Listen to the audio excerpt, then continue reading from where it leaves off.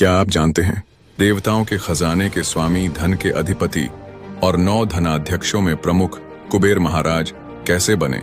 स्वर्ण सिंहासन पर विराजमान, रत्नों से सजे मुकुट और हाथ में गदा व रत्नमाला लिए वे केवल धन के स्वामी ही नहीं बल्कि धर्म और दानशीलता के प्रतीक भी हैं।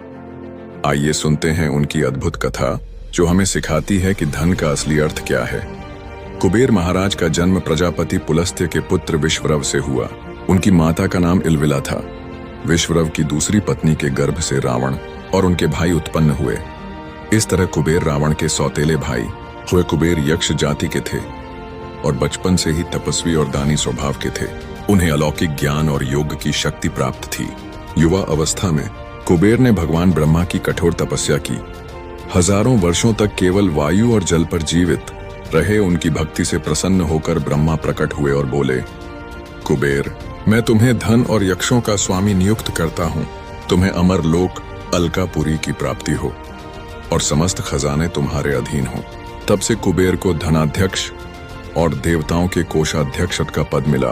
कुबेर महाराज का निवास अलकापुरियम कहलाता है, जो हिमालय के उत्तर में स्थित है। यह नगर स्वर्ण, रत्न और मोतियों से सजा है। चारों ओर पुष्पों की सुगंध और मधुर संगीत गूंजता है। यक्ष और किन्नर उनके सेवक हैं और वहां हर कोई दानशीलता और धर्म का पालन करता है। जब रावण बड़ा हुआ तो उसे घमंड हो गया। उसने अपनी शक्ति दिखाने के लिए कुबेर पर आक्रमण कर दिया। कुबेर का पुष्पक विमान भी छीन लिया गया। युद्ध में कुबेर पराजित हुए और लंका छोड़नी पड़ी, लेकिन उन्होंने क्रोध नहीं किया। उन्होंने कैलाश पर्वत के पास निवास किया और भगवान शिव की आराधना में लीन हो गए। शिव प्रसन्न हुए और उन्हें वरदान दिया कि वे धन के देवता और उत्तर दिशा के लोकपाल रहेंगे। कुबेर महाराज भगवान शिव के परम भक्त हैं। हर वर्ष वे महादेव की पूजा में असंख्य रत्न, स्वर्ण और वस्त्र अर्पित करते हैं। शिव भी उन्हें आशीर्वाद देते हैं कि उनका खजाना कभी समाप्त न हो और वे दान देने में सदैव अग्रणी रहें। कुबेर महाराज केवल धन एकत्र नहीं करते बल्कि जरूरतमंदों में बांटते हैं।